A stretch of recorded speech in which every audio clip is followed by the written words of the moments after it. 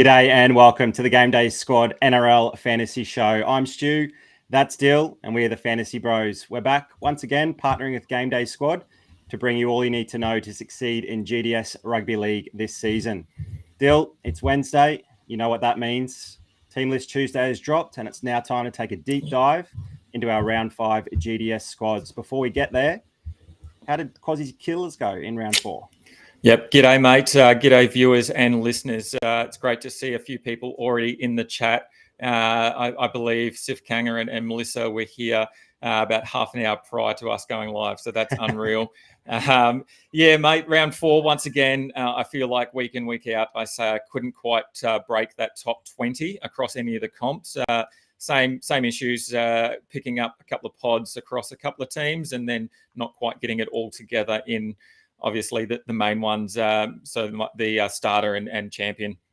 I'm sitting just outside the overall top 20 though in champion and challenger, so got a bit of work ahead of me. I think a couple of 100 points here or there, and I'll be in that top 20. So I'm sort of looking for a big week here. But the big news is I did win my GDS Cup matchup, so I am progressing into Round 2.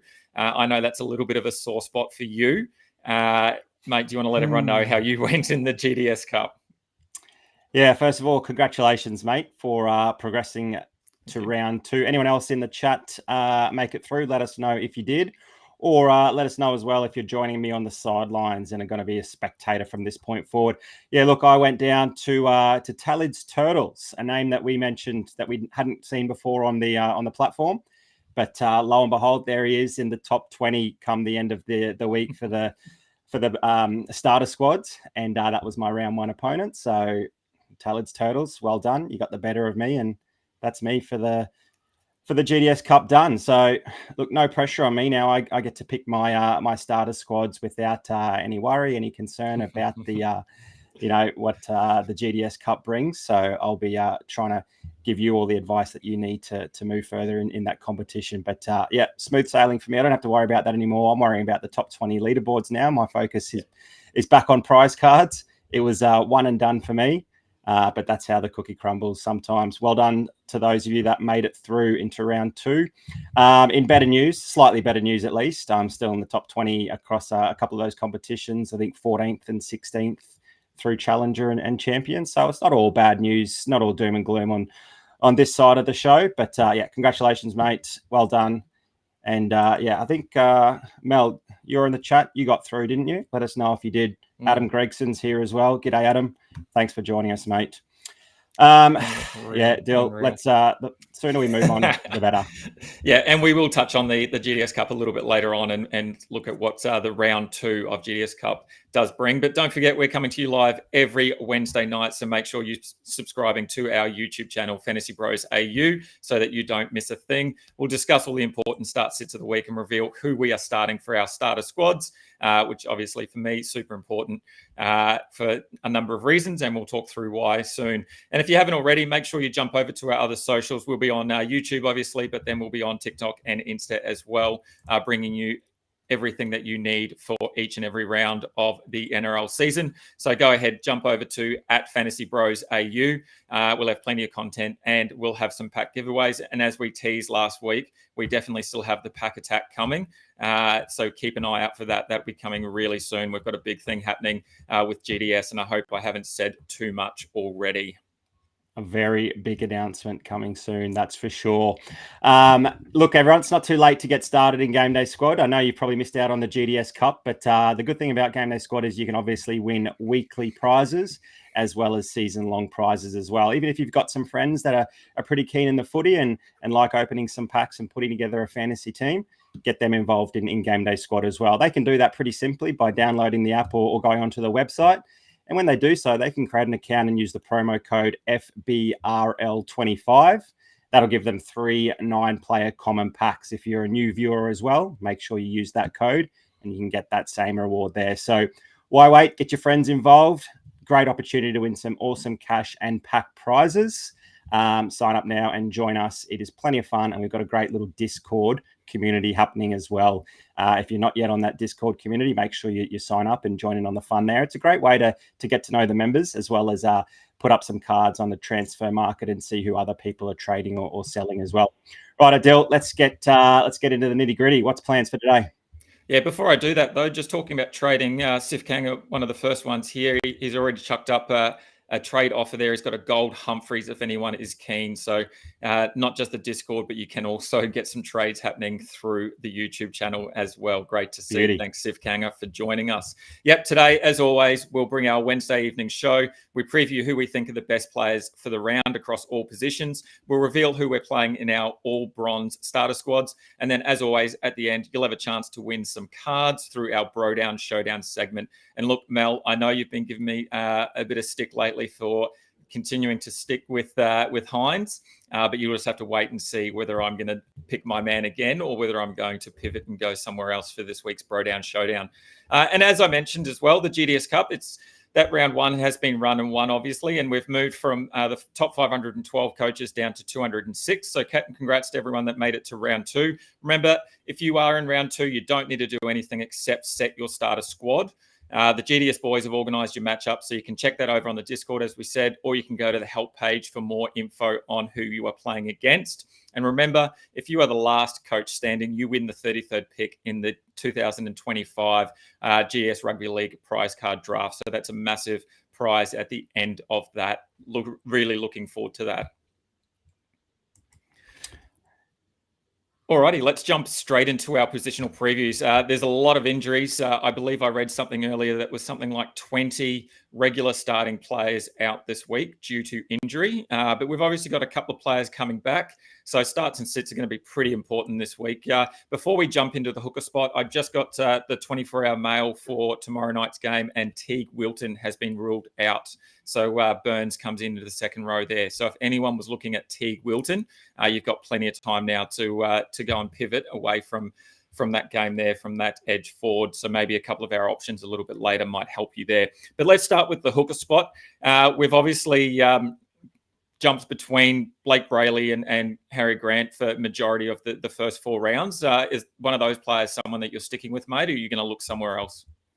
Yeah, you've mentioned a few times about the positional roulette, maybe in the second row, maybe in the centers as well. I'm starting to think the hooker position is the true roulette position, or the dart throw position, where you've just got to spin that wheel or throw that dart and see what sticks. There's not a lot of difference between some of the top performers in terms of averages. If we sort the hookers by average, we do see Wade Egan, the only player to have averaged above 50 points. He's out there nicely in the lead on just shy of 55 points. We then got Starling, Appy, Blake Brayley, and Damien Cook really close in the 45s. And then JMK, Peter Mamazoulos. Then Harry Grant rounding out sort of that top 10 down there at 41 points. So, it used to be the tried and tested, just plug Harry Grant in if you weren't sure. And, he'd give you pretty solid base and probably jag an attacking stat or two, and you'd be happy with his 55 or 60 and an upside of 70 point score. But we're just not seeing that from him at the moment.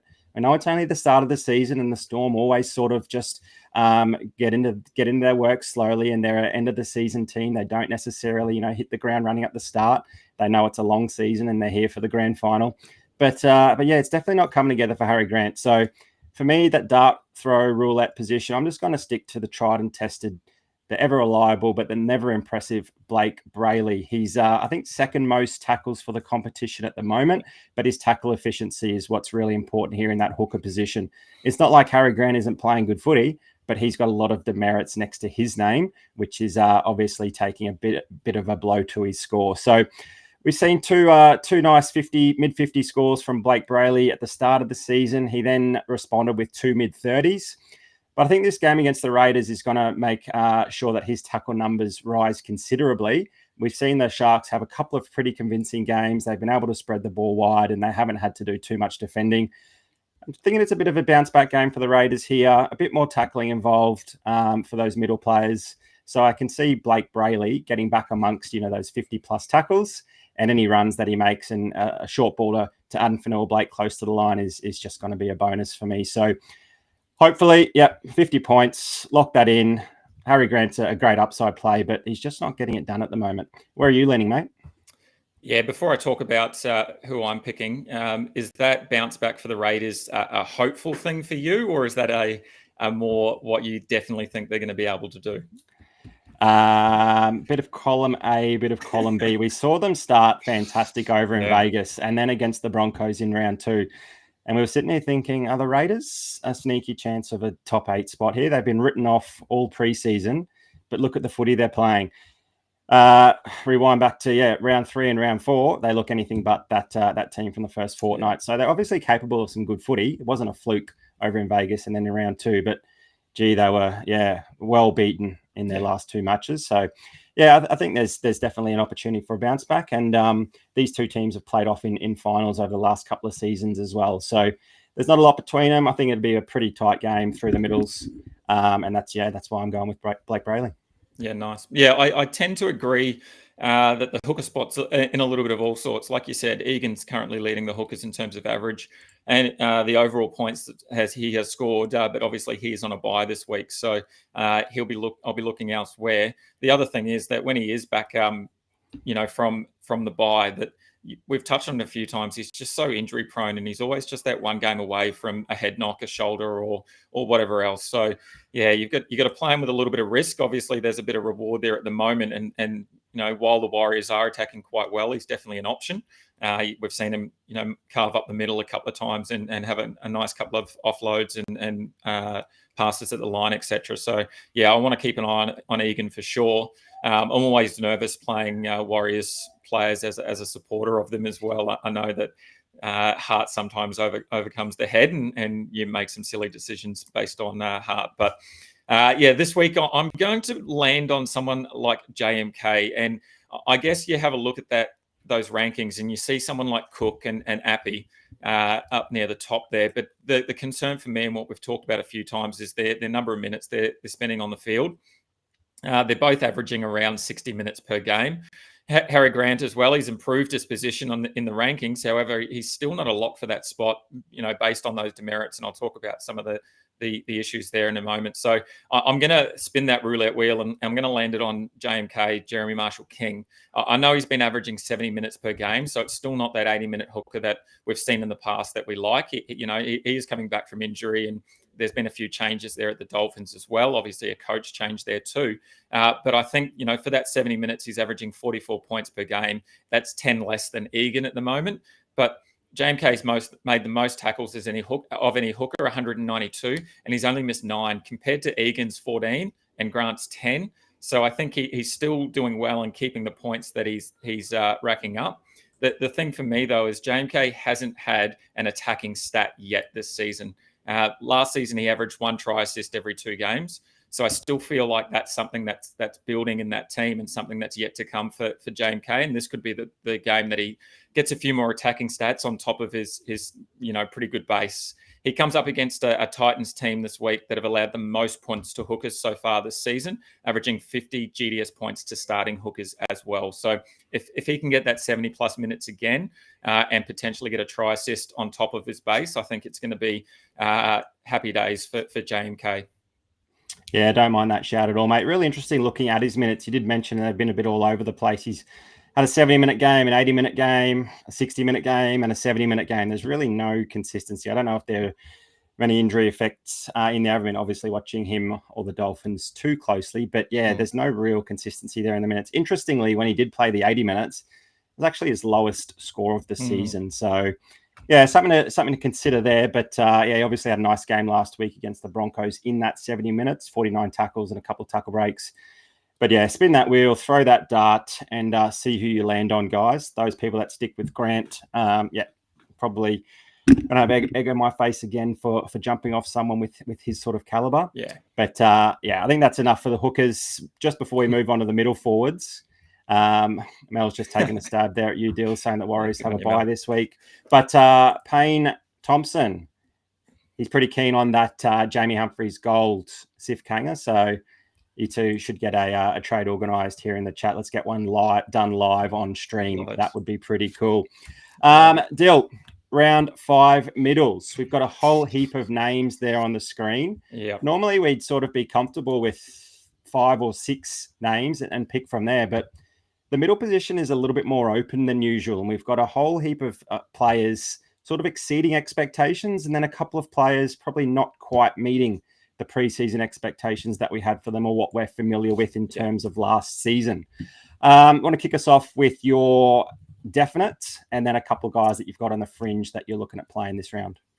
Yep. So I think for both of us and for most coaches, the definites are obviously Payne Haas and Terrell May. They seem to be cut from the same cloth. They're absolute beasts. They get through tons of work and they have that attacking upside. We saw May get 80 minutes last week against the Warriors, which was pretty unreal.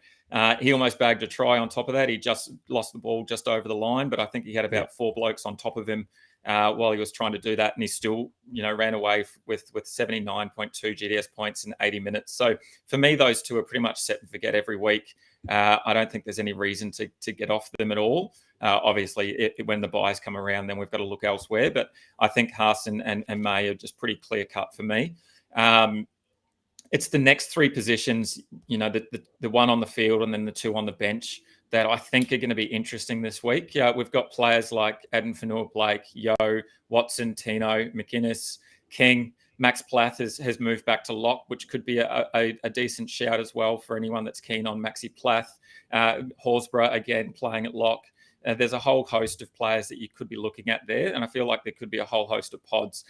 I'm still going to stick with Yo and Adam Fanua-Blake just for one more week. Adam Fanua-Blake's still scoring over a point a minute that he's on the field. Obviously, those minutes have decreased a little bit like we expected, like he did say at the start of the season that they would, but he's still being pretty efficient with his time on the field. So I think I'll stick with him for one more week and hope that maybe your Blake Brayley puts him into a space and he gets over the line, so we both benefit there. And Yo, again, I'm going to stick with him for one more week. He's consistent. He's currently sitting 7th overall on the middles in terms of averages. So I think I'll just stick with him one more week. But I think you're going to talk about someone that might be taking over sort of his role or his points, from the Panthers, and we'll potentially look at that pod soon.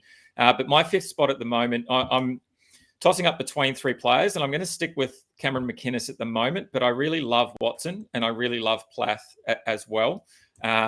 But for me, McInnes this season, he's averaging 57 points in base per game, so that's massive. And he's only losing 5 points in demerits per game. So for me, I really like that consistency. He's sort of playing around that 60-minute at the moment average. So he's basically a point a minute, which again, I'm pretty happy with that from my middles.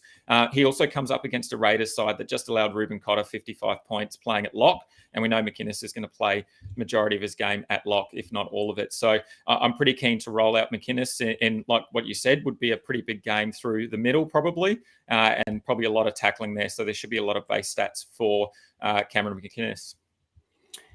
Yeah, he's someone that really excelled last round through that Kale Iro injury. So they had obviously a bit of a reshuffle, had to move a number of parts around, and McInnes benefited with a few extra minutes there in the middle. He played 75 minutes and made 60 tackles, and he's an absolute monster when he gets those sorts of minutes. But the last couple of seasons, he just hasn't been required. He hasn't been needed to play those big minutes. And it's been the same case again at the start of this season, 53, 63, 59 minutes. He goes above a point a minute, and if he got anywhere above that 70, he'd be an absolute lock week in, week out. So I'm just not certain that he sees those minutes. I know that the last 2 matches they've played have been a little bit easier than maybe their first 2 matches in terms of strength of opposition. Sorry, his 2 lowest scores this season have been against the teams that have been less strong in terms of not against the Panthers or the Bulldogs. So he seems to make those big tackle numbers against the tough teams and maybe spend a little bit more time on the sidelines, like Adam Fanua-Blake against some of those easier teams, like we saw in the Cowboys and the Rabbitohs. So I think it's a good idea picking these types of blokes in the tougher matchups. On paper, it looks like a really bad play, but it just means, far more work through the middle, plenty of tackles, and we know he's an absolute tackle bot. What that also proved from the weekend is that if there's any injury in the back line, McInnes is probably going to be the guy that benefits the most through some extra minutes through the middle there. So, I like that upside play, and we know he's going to put in a shift. He very rarely gets injured, although his face seems, battered and bruised every single match. He's always got that sort of 50 or a 60 tackle mark next to his name. I'm not currently playing McInnes in my sides. I am sticking with Haas, with Terrell May, with Isaiah Yo for another week like you, and Adam Fanua-Blake as well.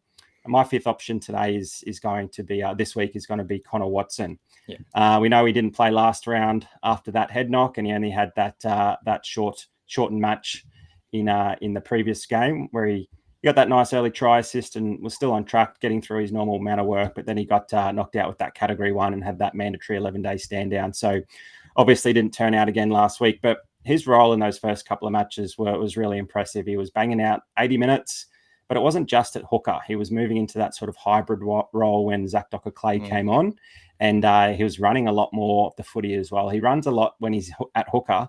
He's still making plenty of tackles, but he's running the ball even more when he's playing lock. He's an absolute competitor.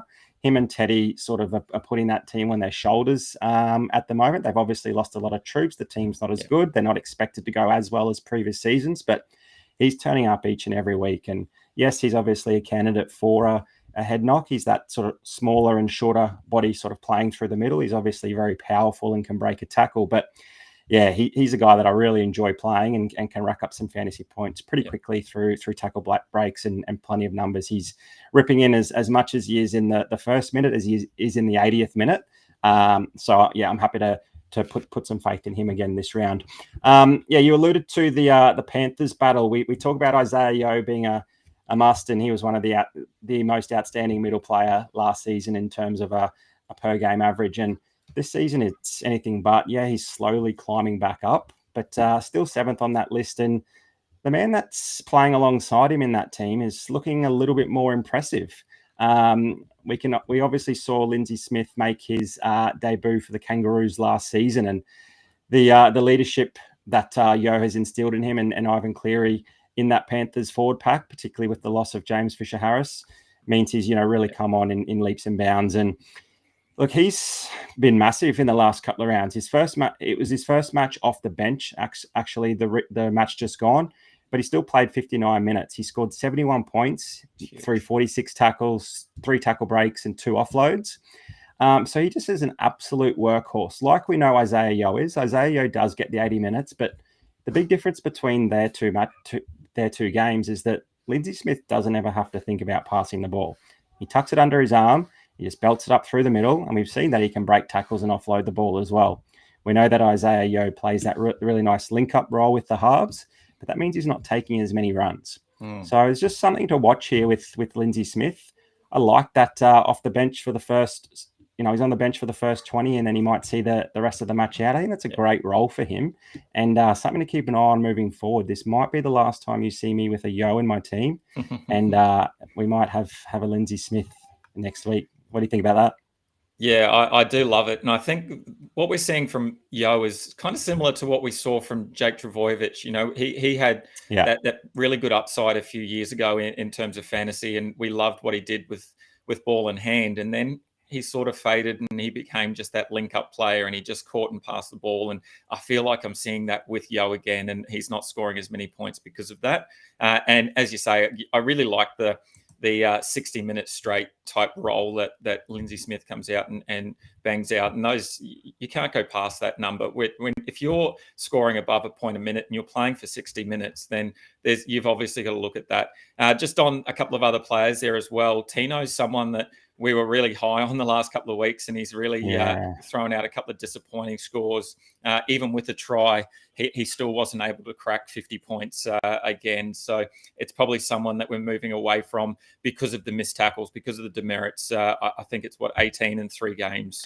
18 in 3 games, only Tom Gilbert ahead of him with 19. We compare that to blokes like, AFB, he's only missed 4. Watson's missed 4. McInnes has missed 4. May 3. Haas 2.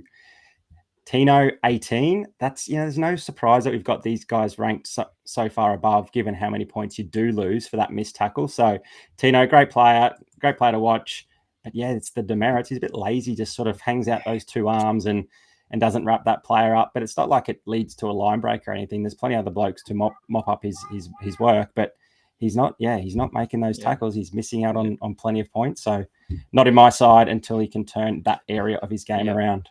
And just lastly, the reason that I'm probably not going with Watson this week is I'm just a little bit concerned about the Rabbitohs' defence through the middle with the hookers. They've only allowed 37 or an average of 37 points to hookers this season so far. Again, small sample size like always, but 37 points to hookers. We know that Watson does move to lock for a while, but that's just a little bit concerning for me. That 37 has them ranked sort of middle of the field, maybe even slightly lower. So I want something with a little bit more upside based on the stats so far. But I think, Watson's there and thereabouts. He's probably my sixth option, and I'll probably play him across a couple. But I think just for me, there's a bit of a safer approach in McInnes at the moment. But I wouldn't put it past anyone else that want to play Connor Watson. All right, that's enough about middles. Let's jump into edges. We've spun the roulette again with edges, and I think we're starting to land on some pretty consistent players. I feel like maybe as the weeks progress and the rounds progress, we're starting to find a little bit of consistency there.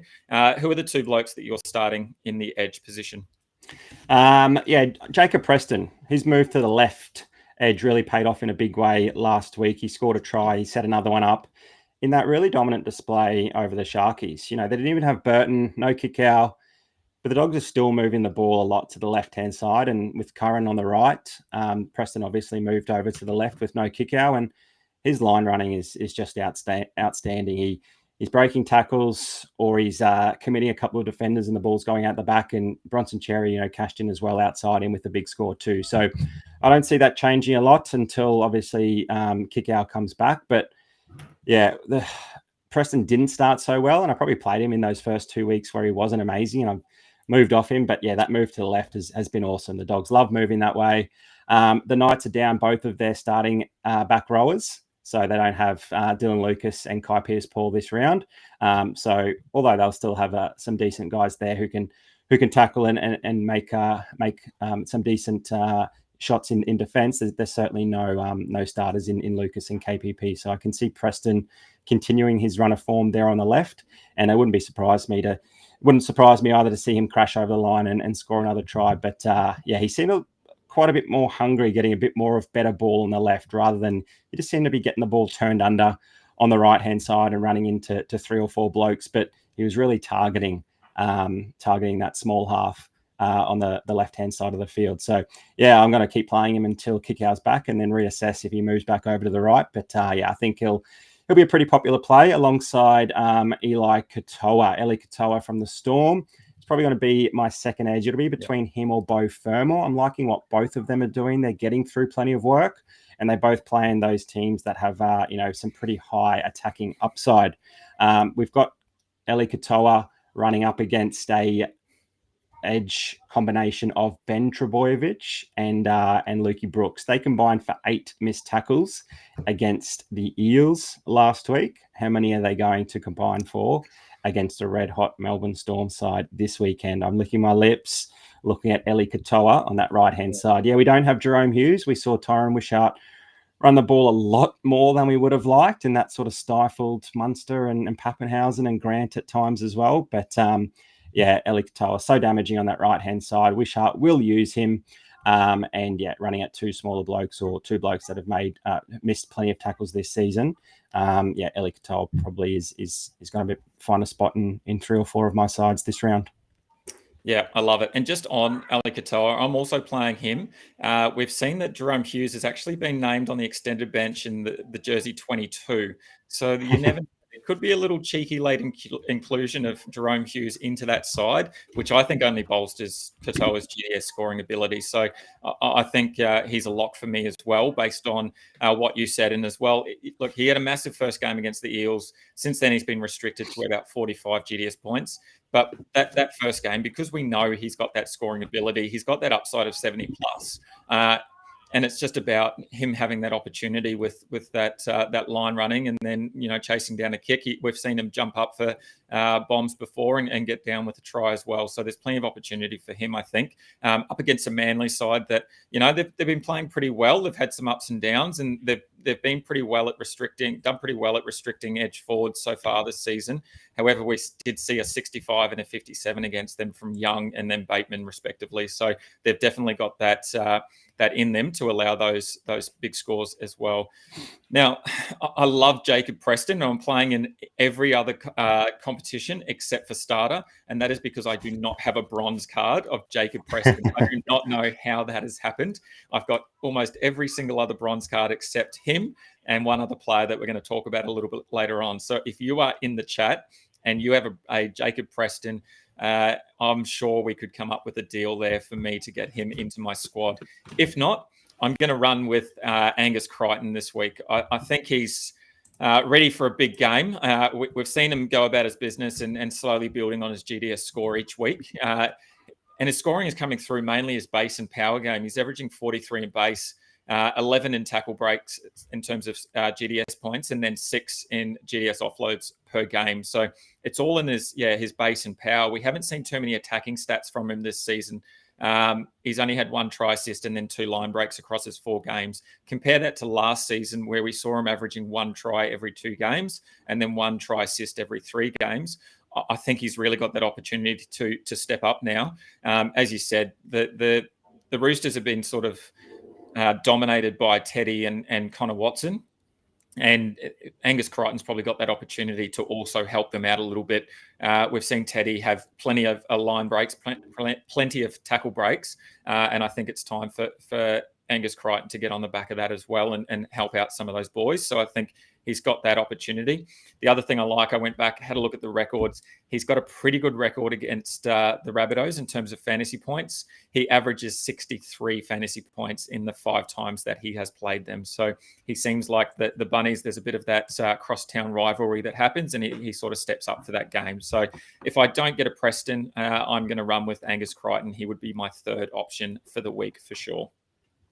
Yeah, it wasn't long ago where he was probably the form edge player in the game, and everyone was trying to get his bronze card. And if you didn't have an Angus Crichton, you were sort of getting left behind last season. So we know what he's capable of. He's just not, finding that same amount of attacking freedom. Probably, the change in personnel for that Roosters team is obviously playing a bit of a role there. But he's, that last score he just got on the weekend, he showed signs of what he could produce. He only missed the 1 tackle. He offloaded the ball 5 times. Before that, he'd missed 12 tackles in 3 games and only a couple of offloads. So, hopefully that was a sign of things to come, and I don't mind that play whatsoever. He's certainly on the radar now. We've got him on that screen there in front for everyone to see, and you're even playing him in your starting team. So, that's a nice little, surely probably a bit of a pod play there. But I reckon even if you get a Preston, still run with him and or at least in 1 or 2 teams, and then we can talk about him next week again as well and see if that was a good idea or not. Someone that I just want to mention very quickly is definitely not attractive. He's not even an edge back rower on real rugby league, but Toby Couchman is someone that could just get you a solid 50 to 55 points, and you don't really have to worry about these low 40s that a number of these dominant edges are pumping out without any sort of attacking stats. He's been unreal for the Dragons, and his work rate is through the roof. He's getting plenty of minutes, and I think the Dragons are down on a couple of troops there this weekend as well. And it looks like Couchman's in line for plenty more work. It won't be attractive, it won't be pretty, but wouldn't it be fun for someone to play him and he falls over the line and scores a meat pie and gets a 60 or a 70? Wouldn't that be outstanding? I don't think his player percentage will be very high at all, but just someone who's creeping up there on those edge forward averages, and he's not even an edge forward in real life. So he's even above Angus Crichton and Haumole Olakau'atu in terms of averages. There you go. And Haumole's probably been in my side all season, and I would have been much better off if I'd just played Toby Couchman. Who would have thought? It'd be probably the first time that anyone's cheered for Toby Couchman to get over the line outside of a Dragon supporter. So I'd love that. I'd love to be sitting on the couch watching that for sure. All righty, let's jump across to our halves, and I'll get you to kick off again, mate. We'll throw it out there. We are going with the same 3 halves at the moment, and I think they're pretty clear, but let's talk through. So who you've got and why?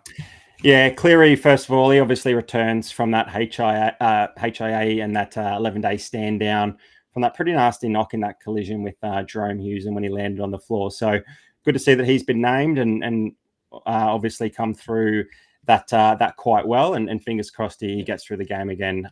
It was pretty bad to see. And it's bad to see anyone sort of reacts in a way like that through a head knock. So great to see him named. It's always bad to see when someone doesn't get named after that sort of 11 days. There's always sort of those lingering issues. So, glad to see Cleary's been named footy's a lot better when Nathan Cleary's running around, and so is my GDS team. He comes straight back into a really soft matchup with the Cowboys. And the Panthers haven't even won since week 1. I don't know when the last time they were on a 3-game losing streak, but they're certainly not going to want to make it 4. And they're far too proud, particularly the 2 Clearys there in coach and son. So I think Nathan's going to return with a big bang here. He would have watched last week's performance and seen how poor they were in the first half. And even without him, they showed signs of life in the second half. But losing to the South Sydney Rabbitohs team down on a number of troops themselves probably wasn't on the bingo card for the Penrith Panthers this season. So Cleary's going to play a big part. They're averaging plenty of points against the Cowboys' left-hand side. That's their weak side in defence. So Nathan Cleary's going to demand the ball a lot. We know that he's a superstar player, and if he gets through injury-free, there's no reason why he can't score the most points this round. I've also got Nicho Hynes and Jaden Campbell. Hynes really hasn't quite had that big blow-up game just yet. It's probably, he's had 2 disappointing games back-to-back against Manly and the struggling Cowboys, where we probably expected a little bit better showing. He's showing signs, but he's probably not putting together that 80-minute performance yet. We know he's capable of racking up fantasy points pretty quickly. I still think there's plenty of points in this match, although it will be a bit of a grind with the forwards. I think the forwards on both teams will lay a bit of a platform for the halves. And I think Hynes is going to have to step up and do plenty of kicking and plenty of running the ball himself as well. The Sharks look so much better when he's taking the line on and when he's not just catching and passing. I'm even a little bit more confident here in starting Jaden Campbell ahead of Hynes. If I was to look for a pod play, I'd probably fade Hynes and got some more faith in Jaden Campbell after seeing that he continues to impress in that 7 jersey. There was always a few question marks around how him and Brimson might pair up together in the halves there, but it's been all Jaden Campbell. He's been super impressive, and it's not just in attack. We know that he's going to run a lot. We know he's going to break tackles. We know he's going to offload. We know he's going to score tries, set them up and kick goals. But his defense has been pretty good over the last few weeks. His tackle efficiency for such a small body has been pretty high, despite making 20 or more tackles over the last couple of matches as well. So that's really impressive for a small half who's got so much attacking upside to be getting through 20 tackles and only missing, 1 or 2 each match as well. He's also kicking over 500 meters per game over those last 2 or 3 matches as well. He was only sort of getting the 100 or 200 next to his name last season. So while him and Brimson are still in the halves, while Kieran Foran is still out, Jaden Campbell's that dominant general play kicker as well. He's just got the whole game at the moment to put a really big score together. And we can see he's pretty cheeky in defense there as well with that 90-meter intercept try. That's, outstanding in terms of game day squad points as well. So they're my 3. You've gone for a similar option, mate? Yeah, and before we jump into some of the stats there behind that, just an interesting discussion to have is obviously Keanu Kinney's got the neck injuries, had surgery. He's sort of due back maybe closer to the end of the year. Kieran Foran's still on the sideline, and we're not quite sure how long until he's back, but it doesn't seem like it's too far away. What do you reckon that makeup of that squad's going to look like when Kieran Foran comes back? Obviously, Jalen de Groot's there at the moment at fullback. He wasn't outstanding. We know he's got a lot of speed, but he's, we haven't seen him at the NRL level too much. So what do you think is going to happen? Kieran Foran come back and maybe AJ Brimson go back to fullback? Is that where you're probably thinking? I think so. It'll probably be a couple of week trials. We know Foran is due back, anywhere in the next sort of 3 to 5 weeks. So De Groot's probably got, those 3 weeks to sort of impress the coach and show that he should be the starting fullback. Really, it comes down to a selection of, are we going to run De Groot at fullback, or are we going to move Brimson there and have Foran in the half? So do we want De Groot starting, or do we want Foran starting? Who's going to be the better asset for our team? I actually see Foran as being a decent 14 for them when he is back. That means they don't have to change their spine. De Groot should get a number of games under his belt before Foran is available for selection. If they throw him back into the halves, that's, moving Brimson out of position, and then Foran's coming back in after a bit of a spell on the sideline. So it could really disrupt some of their attacking proficiency. But again, that probably comes back down to how the individuals are performing and if the Titans are winning matches or not. If they're losing, we can probably expect a bit of a shake-up.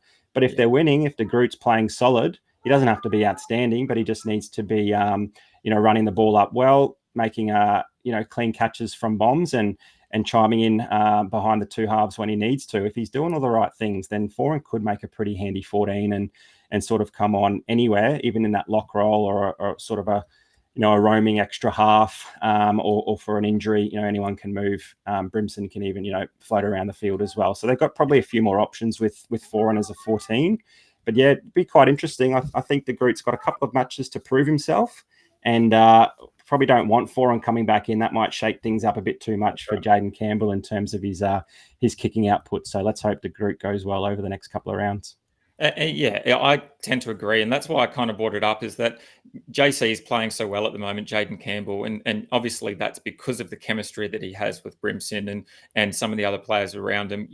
We don't want it from a fantasy perspective where Foran comes back, pushes Brimson to that fullback role, and then that chemistry there and is diminished, and Jaden Campbell comes out and doesn't have as great a fantasy performance. For us, obviously it's all about winning footy for the Titans, but for us, it's all about that fantasy output. So we want to see the best possible options for Jaden Campbell if we're going to continue to stick with him week out.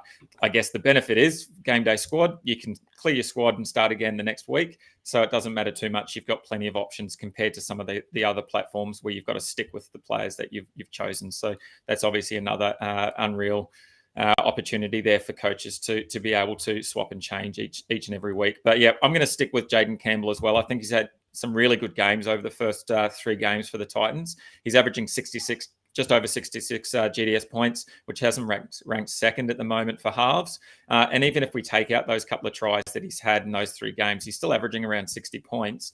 And that's probably 3 tougher matchups, I would say. Dogs, we know, have been defending really well. The Knights have been playing some really good footy, although the Titans did touch them up. And then the Roosters are playing, they've eased into some pretty good footy as well. And that game last week was actually back and forward, and it was up in the air for majority of the game. I really enjoyed that. So he's still scoring well against some of those tougher matchups, which I think is really good. He comes up against the Dolphins side this week, who have allowed an average of 47 points to right halves and only 26 points to left side halves. So again, he's got an opportunity to do some damage on that right side, but the benefit is he can always sweep across to the left as well, which we've seen.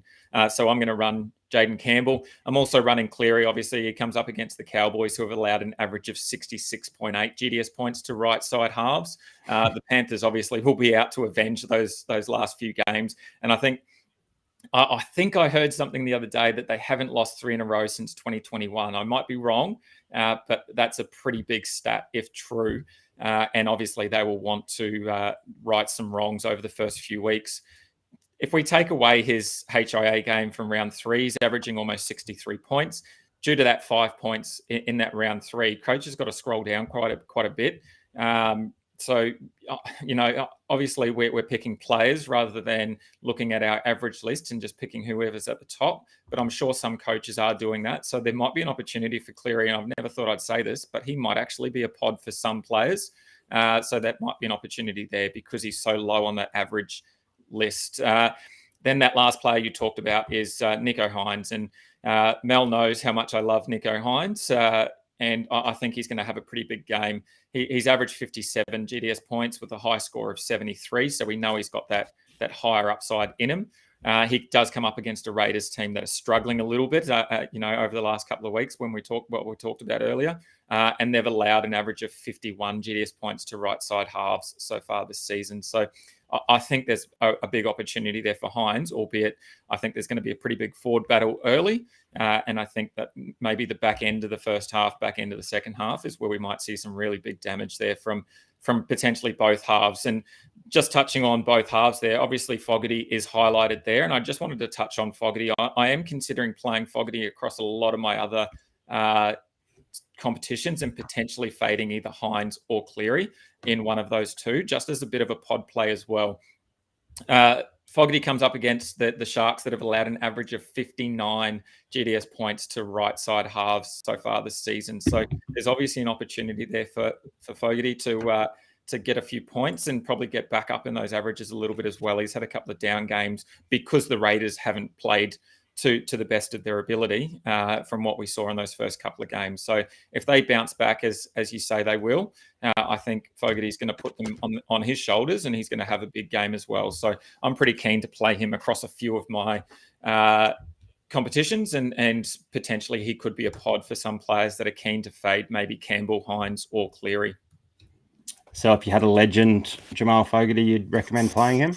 I'd probably play him in Classic if I was you. Righto, let's get on to the centres, mate. I'll let you start off with your two centres. Let's race through who you're starting and a couple of reasons why.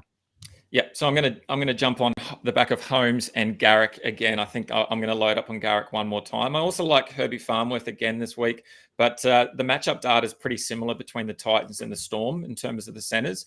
So the benefit for me is Garrick is going to kick goals, and so there's that little bit of upside there.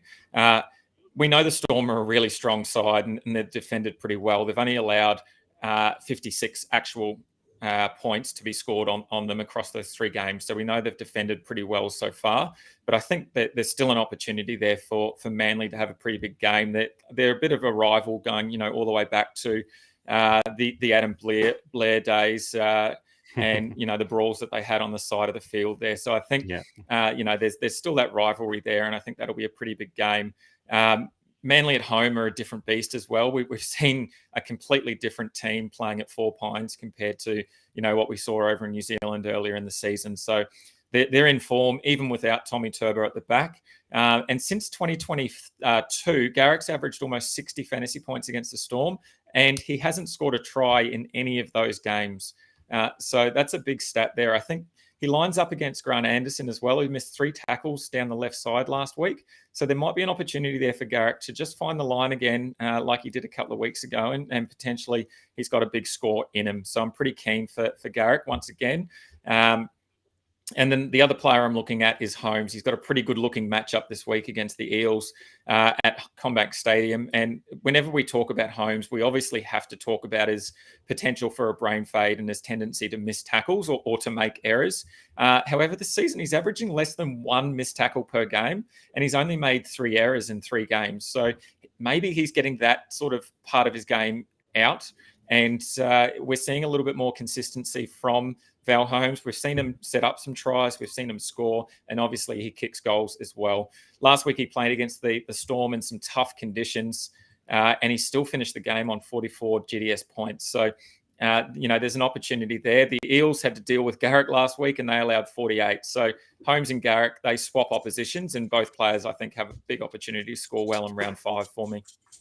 Yeah, I'm certainly there with you on Val Holmes. You've said all you need to say. I think he'll be a very popular play by coaches, and the weather's a lot better this round as well. So we should expect a lot more free-flowing attacking footy, and Val Holmes will have his fingerprints over a lot of that for the Dragons there, and obviously kicks goals as well. So, yeah, pretty easy plug and play there for me. The other guy, I didn't even really consider Garrick, but those stats that you're rolling off are pretty interesting. Normally when I see a player up against the Storm or, the Panthers, it's pretty easy to just put a red line through them and, expect their matchup to be quite difficult. But those numbers, 60 points since 2021 or whatever it was, is pretty impressive for Ruben Garrick and playing in the centres as well. So, yeah, he'll probably be a bit of a pod play because people want to steer away from that Melbourne matchup. But, yeah, expect that clash to be fiery. And, can't fault anyone for wanting to plug Garrick in there. Dare I say it, I'm going to give Paul Alamotti another run in my team. It wasn't that bad last week. I sort of expected a lot better. We knew that he was kicking goals, which was fantastic, but we certainly didn't expect the Rabbitohs to race off to a 28-0 lead, and the Panthers really struggle after that. But Cleary's back, so I think that means a whole new Panthers outfit. It obviously means Paul Alamotti won't kick goals, but I think they're going to put on a much better performance and score plenty of points against the Cowboys here in some weather that should be a lot more conducive to attacking footy. The Panthers have lost 3 straight, like I mentioned earlier, so they're going to want to have a big game, and it should come pretty easy against this Cowboys side that have, led a lot of points to right halves, but also, 51-point average to all of those right-hand side players across the park as well. So I do expect Alamotti to line up on the right with Casey McLean on the left wing, and we know that Brian To'o's not there, so I think Alamotti, even had his 2 best games of the season on that right-hand side on the wing there as well. So should be in for plenty of work, and I think there's plenty of attacking upside, whether it's a couple of line breaks, some tackle breaks, or a try or 2. That wouldn't surprise me as well. So if I can get a try-scoring winger playing in the centre position with plenty of upside, then I don't mind that, particularly after he's going to be a bit of a pod play after a not so great score last round. But yeah, Herbie Farnworth is certainly a great shout. Again, like always, Bradman Best had a couple of great games leading into that bye. Obviously, their matchup against the Dogs is a little bit tougher. And I'm sure a lot of us will be playing plenty of nights regardless, either in the fullback position and or the winger position. So against a tough matchup like the competition leading Dogs, I don't think we need to plug in an extra night there as well. So Best is on the radar, but probably not for this week. So Holmes, Alamotti, Garrick, Farnworth, they'll probably all find a spot in my team somewhere. Yeah, pretty nice and quick for centres, mate. Yep, let's move on to our wingers. And there's, for once, quite a bit of difference. Obviously, we've had a few differences across all of our positions, but there's difference between both of our players here, and I love that. There's some real opportunity for some pods, and I know we keep saying that word pod, and for anyone that is listening and does not know what that means, it is point of difference.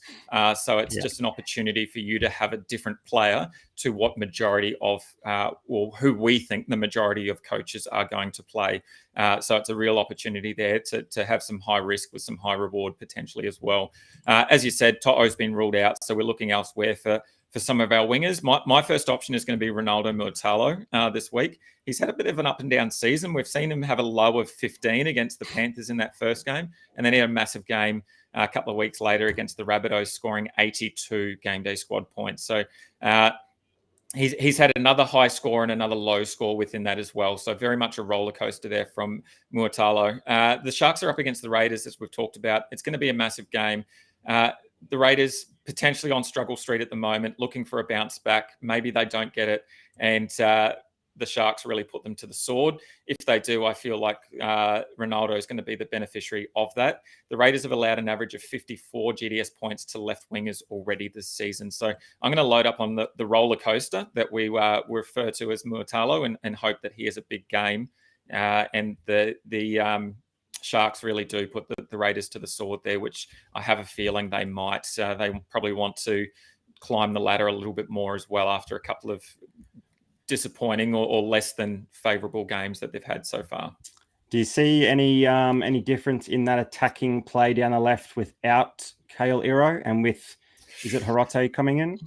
I feel like that's potentially better for Muatalo. We've seen Iro, I think, get over for 4 tries or 3 tries this season already.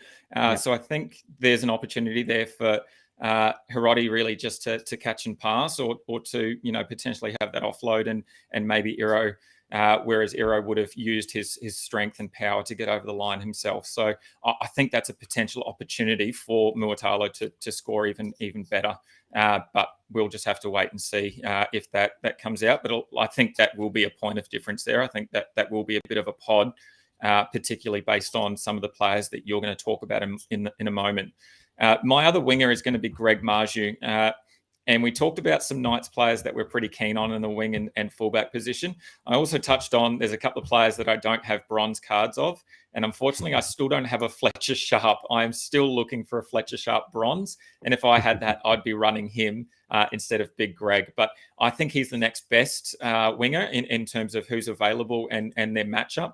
The Knights are up against the Bulldogs.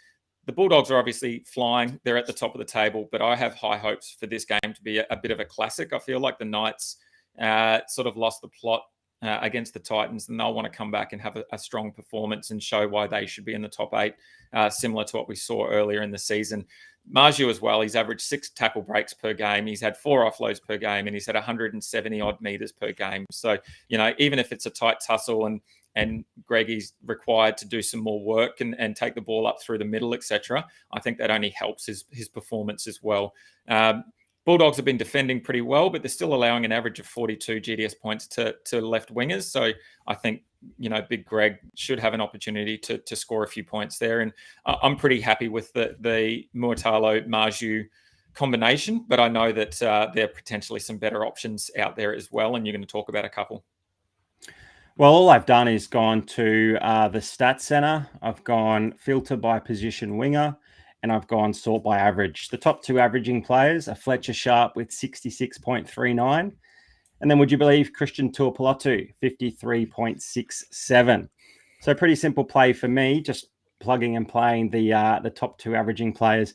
Now, there's a reason they're at the top of the average list, despite only playing 3 games.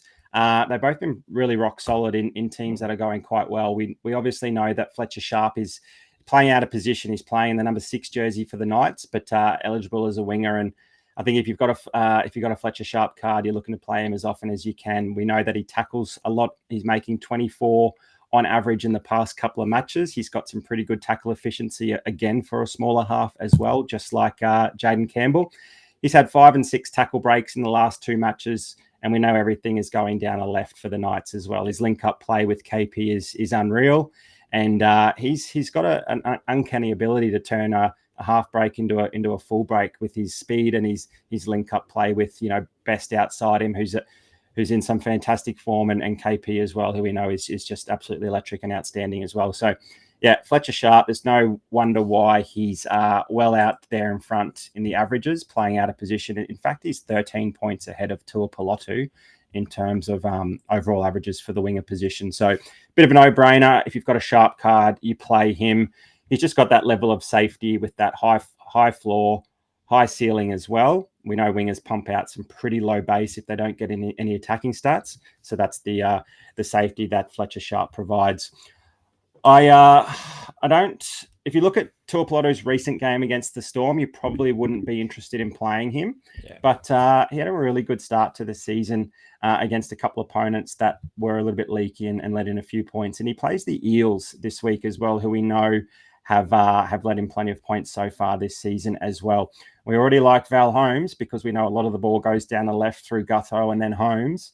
Who's on the end of Holmes? It's Tuipulotu, and Holmes has already put him over for a couple of tries this season already. He's got 3 tries in his first 2 games before the down game against the Storm. But like I said, a Storm team is red hot, and a lot of wingers probably don't score very well if they don't get any attacking stats. So happy to put a line through that and back the money man in for a couple of nice runs from his own end with plenty of tackle breaks, but also hopefully dotting down and finishing a couple of tries in the corner there.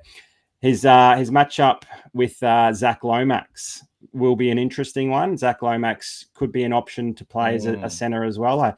As a centre playing as a winger eligible in GameDay squad. I think he's going to have a big game himself. He's got plenty to prove coming up against his old team, which is going to be quite interesting to see. You'll know that he'll want to fire. You know that he'll want to win, and you know he'll be playing until the 80th minute trying to get that win.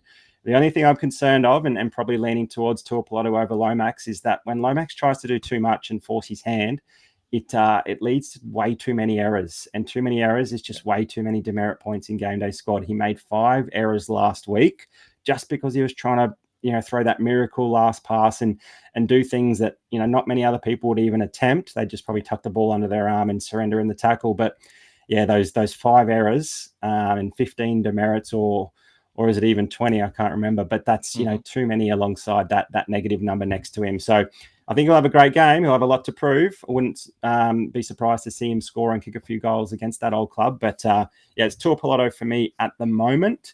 But I don't think I can leave Lomax out for that big blow-up game. I'll probably plug him into one of my teams. But he's a great player. We haven't seen the best of him or the Eels yet, but he's still going really well without even scoring a try. If we filter the wingers by tries scored, he's way down that list there. He hasn't scored any. There are so many other wingers with less averages than him that have scored. So he's obviously doing plenty of work with base. Yeah. And just a question, which will segue into the fullback position. You're going to run Holmes and Tuipulotu from the Dragons. Is there any thought around stacking the Dragons side there and playing a Gutherson as well in the fullback if we think they're going to be so dangerous on that left side? Yeah, there is some thought, but only one of them can get the try assist. Only one of them can score the try. For me, I'm going to load up on the Holmes to Tuipulotu, but the fact that Holmes kicks the goals as well is probably the reason why him linking up with Tuipulotu for me is going to be a better option with Tuipulotu on the wing rather than plugging Gutho into one of my 3 fullback spots where I've probably got some better options there in the fullbacks. Gutho has been really impressive, but he's even said that he's been labouring a little bit. He's struggling a little bit with some leg soreness, and he's obviously getting a little bit older. And he's covered in strapping tape at the best of times as well. So I just think we've got a couple of better options maybe there in the fullback position. And Gutho has had some really good impact on some games, but he hasn't always resulted in points when Val Holmes is catching and then tipping on to Tuipulotu as well. If you're a Gutho owner, you'd want Gutho throwing that cutout pass to the winger or putting Holmes over into the corner himself. That just hasn't quite happened for Gutho yet. But yeah, still a nice play. He's certainly someone that's been on the radar and probably someone that could be a shout in a number of teams, and that's why we've got him there on our fullback list. But we have opted for three players. We've opted for the same three players, haven't we? In Tedesco, Pappenhausen, and Ponga. There's a name there at the bottom. How about we start with the new name that has been added to our list, and that is one L Mitchell. He makes his return to the NRL in 2025 from a hamstring injury suffered in the preseason. We know he's an absolute weapon. He was a superstar last season. He averaged the most in the fullback position last year. And you'd want to play him when he's got the number one on his back just about every single week. But we know he's lining up in the centre this week. Does that change things for coaches, do you think? Or might that have a positive impact on his game? Yeah, and there was a bit of chat in the Discord about that earlier today. I think for me, the concern is, and he is named at the centre at the moment. He's been training at centre, but coaches like to play a few mind games, and we know Wayne Bennett is the master of mind games as well. We saw that a couple of times last season with the Dolphins and their switcheroo. I think it was against the Broncos in that game there that they changed every position 1 through 13 almost. So I wouldn't be surprised if he does move back to the fullback role potentially, but based on sort of the what we've seen, if he comes out at centre, I think for me, I'm just going to sit and wait and watch. We haven't seen him play in the centre since State of Origin 2021. So, yeah, that's a little bit concerning for me that we know what Latrell can offer. We know what he does with ball in hand. Does he get more ball playing at centre? Probably not. Will he need to make a few more tackles? Maybe.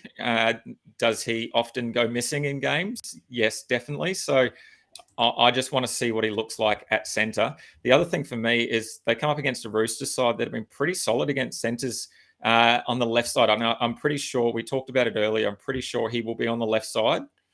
Is that sort of the mail that you're getting? Yeah, I think that's his favourite side. It's where he plays. Jack White is just going to have to be the odd man out here and move over to the unpreferred right, but you want your best player on the best side of the field, and that's just Latrell Mitchell there. He's absolutely devastating. He's likened to Gregory Inglis, and putting him out of position is only going to be worse for your team. So yeah, Trell on the left if he is playing the centres. So if he is playing in the centres, he's playing on the left side. The Roosters have only allowed 31 GDS points to left side centres so far this season. Obviously, we look at those centres, they are a completely different kettle of fish when it comes to Latrell Mitchell and in terms of an NRL player.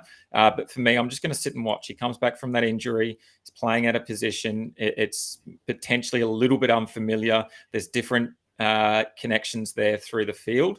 Although we've seen the Bunnies play some pretty good footy, I just want to sit and watch 1 week, I think. And we've said that a few times, and those players have gone out and scored massive. So I wouldn't be surprised if he scores well. Will he kick goals? I would probably tend to think so, but who knows as well. That might be something that he works up to a little bit later. Yeah, 75% conversion rate for Humphreys, which is good, but not great. If the Rabbitohs want to win the close games, they're going to need a bit higher kicking percentage than that. So yeah, if Trell's been named, if he's good to go, then there probably shouldn't be any reason that he's not kicking goals, given his quality of kicking. And he's someone that just loves to be in and around the game, and having the T and the goal kicking responsibility is only going to be a good thing for his mind and for his game and for our game day fantasy scoring as well. So yeah, he might just be on that left side of the field, so he doesn't have to get involved in every single play. He's probably for 2 weeks or 3 weeks, maybe while Campbell Graham is out injured as well, and while he's coming back from that hamstring, just gets to maybe pick and choose his moments a little bit better rather than sort of having that responsibility of, every single time he touches the ball, being expected to do something flashy. I guess like a bit like Reece Walsh, and why maybe he's, becoming a bit unstuck lately, trying to do the miracle play every single time he's got the footy instead of just sort of getting the head down and just doing the simple stuff. So maybe, Latrell's just going to have less impact in terms of the amount of touches, but each touch is probably going to be better than the previous. And Toya and Dominic Young, although the numbers suggest that they're going well, they certainly haven't defended up against a quality centre like Latrell Mitchell, and I think they're going to need to have plenty of numbers around the ball if he is playing on the centre. And any space, Trell's just going to get that big fend out, and he's going to get through that line pretty quickly, and he's probably going to get plenty of tries with Jai Gray backing up or Tass on his outside. I can see him having a big impact on the game. Even if he only has 8 to 10 touches or 8 to 10 runs, that might be enough for him just to get some confidence. Maybe not enough for our fullback spot in GameDay squad, but we saw what happened with Spencer Johnson. That's probably a name that reminds us about someone coming back from injury and just wanting to look at them once and not playing them in the Oz cricket season. But that certainly didn't pay dividends. I think some people will play Latrell Mitchell, and it'll be a risky play, but we might all be scrambling to fit him in our sides next week because he just looks unbelievable. Or maybe the Bunnies have turned an absolute corner after that big win against Penrith last week, and now the confidence with Troll back. They think that, okay, well, we're a chance here. We're not just going to be the easy beats like a lot of people thought we might be. Yeah, and I wouldn't, put it past players to want, or coaches to want to play Latrell. If we look at the couple of players that we've got there, in Pappenhausen and Ponga, they've both got some pretty tough matchups based on GDS scoring allowed so far. Manly haven't really faced an elite fullback in terms of the first few games of NRL, and they've restricted all fullbacks to an average of 36 GDS points. Pappy's obviously very different to the likes of CNK, Weeks, and Iongi, but Pappy loves to get his hands on the ball, and so far he's had 4 tries, 10 tackle breaks, 5 line breaks, and that's only after 3 games. So he's probably got an opportunity, but I could see why some people wouldn't want to play him because of that, that Manly defense and what they could produce against fullbacks as well. And the same sort of stat line there for Ponga. He comes up against the Bulldogs, and the Bulldogs have allowed a low of 14 against fullbacks and a high of 36. So that's some telling stats. Again, just like Pappy, Ponga is a completely different player to someone like Keanu Kinney, Iongi, or even Will Kennedy, who those scores have come from so far. And Ponga leads all fullbacks on his average score, which is made up of 4 try assists, 5 line breaks, and 13 tackle breaks. So I could see a world where you might look at some of those stats and go, yeah, maybe I might fade one of them, not play both of them in a tough matchup, and go with someone like Latrell, because we know how dangerous and how damaging he is, because he's that bigger body type player, and we know the tackle breaks that he can make and the potential that he has. So I wouldn't put it past anyone to maybe fade one of those two. But for me, I think the lock of the week is James Tedesco. He comes up against the Rabbitohs, and we've talked about, they're looking a little different. They're playing a little bit different, but they've still allowed an average of almost 60 GDS points to fullbacks in their first 4 games. The lowest score was against the Rabbitohs was Dane Laurie's 42 last week, and we know what Penrith threw up at the Rabbitohs. So I think that's some telling stats there. Teddy's averaging 54 GDS points in 4 games, and he hasn't even crossed the try line yet. So he's got an opportunity. He's leading the fullbacks with tackle breaks with 25, and I think that's only sort of 2 or 3 behind the GDS leader in Payne Haas, and I think who else was Jesse Ramey, and I think they had about 28 and 29. So he's not too far behind them as well. So it won't be long before one of those tackle breaks from Teddy turns into a try and or try assist. So I'm going to lock in Teddy, Pappy, and Ponga, and be a little bit nervous about not playing Latrell. Yeah, both Teddy and Ponga haven't scored this season, which is pretty unique for them through sort of 3 or 4 matches. So you'd expect them to find the try line in the next couple of weeks. Yeah, Ponga, that matchup against the Dogs, the stats certainly don't read well, but he's that one guy that you really don't want to leave out of your side because of how explosive he can be. If the Knights get a little bit of momentum, a little bit of a roll on, he can put, some big plays back to back pretty quickly. If there was one that I was fading out of those 3, it probably would be Pappy. He has scored those 4 tries, so 4 more than both Ponga and Teddy. and he's still only averaging the same score as Teddy with those 4 tries. He's kicked 2 goals as well. Does he get the goal kicking back this week? Maybe, but we saw Wishart do a decent job with duties last week while Pappy was still nursing that slight injury that he still managed to get through the game fine. Maybe he gets the tee back, which would obviously be a nice little boost to his score. But yeah, he's when the Storm make a little break, he's sort of there or thereabouts. So that's when he's got the really high upside, similar to Ponga as well. Yeah. So it's really hard to fade a player that can go on those big, 70, 80, 90 meter breaks. And we know that the Storm are such a good attacking outfit, and they're going to score points each week. And that typically means, Pappy's there or thereabouts as well. He hasn't had that huge, massive score, even with those couple of tries against the Eels. You probably would have expected a much bigger score. He obviously didn't do much at all in the second half, and obviously the game was in the bag, and that's obvious after being up by 50 points near the break. But yeah, Teddy going about his business really well, breaking plenty of tackles. He just heart and soul from the first to the 80th minute, and I think this might be the week that he does score a try in that nice little derby there against the Rabbitohs. If there was, a bit of a pod to play, Gutho, we mentioned, earlier that he's got a decent matchup there against the Eels. But if you're already loading up a number of Dragons, you might want to diversify a little bit. And Laurie with Cleary back is, he's a bit of a different player. He obviously struggled last week. But with Cleary back, we should expect some far better things from that. So yeah, pretty wide open there in the fullback spot. We've gone pretty safe, which is, I guess, somewhat typical of the way we tend to play our fantasy sports. But pretty sure, I could almost guarantee those 3 won't be the top scorers. I just can't tell you who's going to be the top 3. So I'm just going to go for the safe ones who will be there or thereabouts, and maybe not at the very top, but probably won't be too far from the top. So that's, the safety that I'm looking for. Lockie Armstrong reckons Walshy could pop off. We haven't even mentioned him. We're just sick of mentioning Reece Walsh and spending 5 or 6 minutes saying, is this the round that he pops off? He's got this matchup. The conditions might be favourable. He was poor last week, which means he's going to turn it around this week. We've been saying that for the last 3 or 4 weeks, and it's just not happening. So I think the less we mention Reece Walsh, the better. He's more likely to have a good game if we don't talk about him, and then we can spend a bit more time talking about him next week after he obviously kills it this round.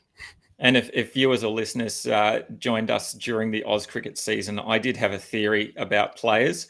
Every poor score is 1 score closer to a good score, but I cannot subscribe to playing Reece Walsh until I see a good score, until I see him do something of merit and not demerit. I think that's the big one for me. Good luck to anyone that plays him. Probably don't watch that game, though, because I feel like you might be disappointed in his performance. Alrighty, so let's jump across, have a quick look at our team, and then we'll finish off with our Bro Down Showdown. You can see there a couple of differences, particularly in that wing spot, and then the hooker and a couple of our middle and edge forwards there. So a couple of differences.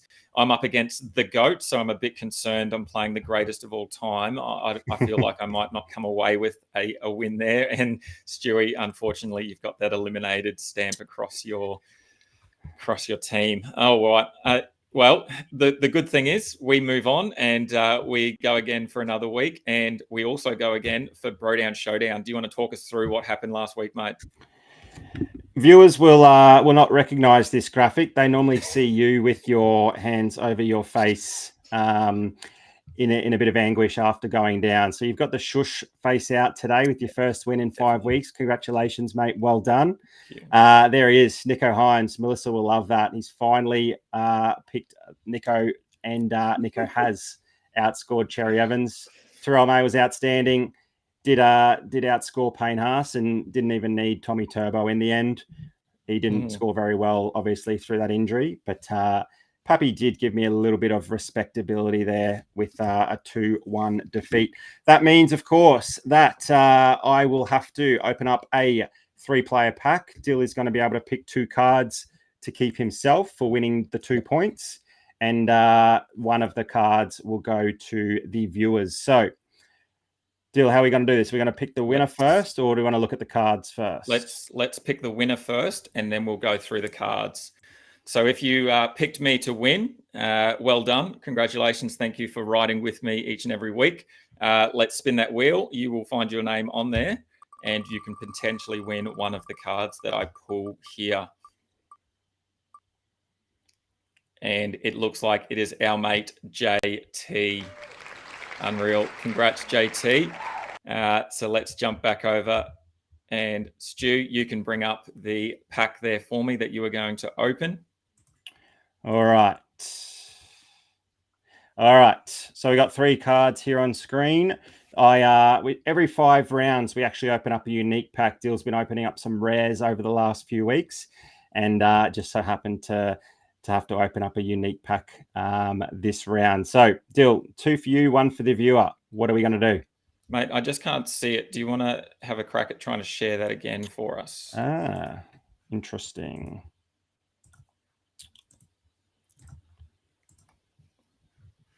How are we going? Nothing? No. Oh, hang on. Here we go. I've got it. Here we go. Alrighty. I'm going to select the middle for JT. So we're going to do JT's first. All right. You can all see the pack now. There it is. Gordon Chan Kum Tong. Ooh, tough there for JT. Sorry, mate. We might have to hook a little bit better, although he might be a star in the future. The dynasty aspect there, but probably not the card we wanted. Alrighty, let's hit up the left and right cards for me today, mate. Left, we've got a Phil Sami. Oh, and we got a diamond on the right. Here we go. Come on. Sammy Hughes. Not the doggy that I wanted, unfortunately. Still looking for that. Jacob Preston. All good. All right, JT, hit us up in the Discord and we will sort you out with a card there. And then finally, this week's Bro Down Showdown. Now, look, Mel, to be honest, I really didn't want to go Hines, but I couldn't help myself. I feel like he's going to have a big game.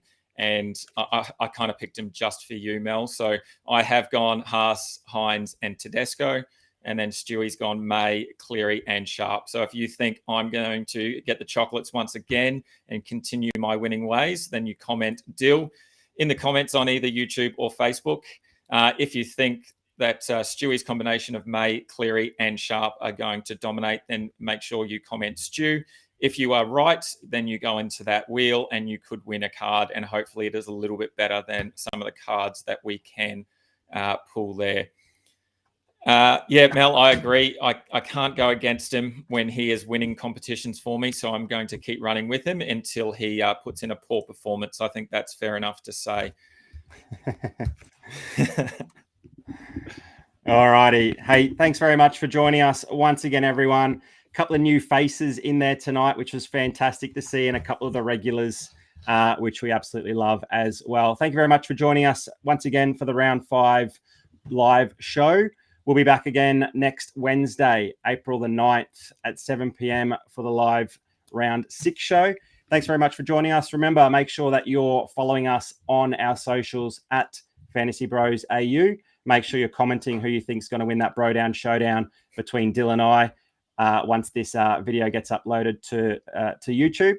And you'll be in the draw for winning one of those prize cards, one of those cards from the packs next week. Remember to make sure you're using that code FBRL25. New users get 3 free common packs just for using that code. So get your friends involved, join in the fun, and good luck for those in round 2 of the GDS Cup. Thanks again, Dill. Good luck this week. Good luck, everyone else. Thanks for joining us. Thanks, guys. Have a good one. See ya.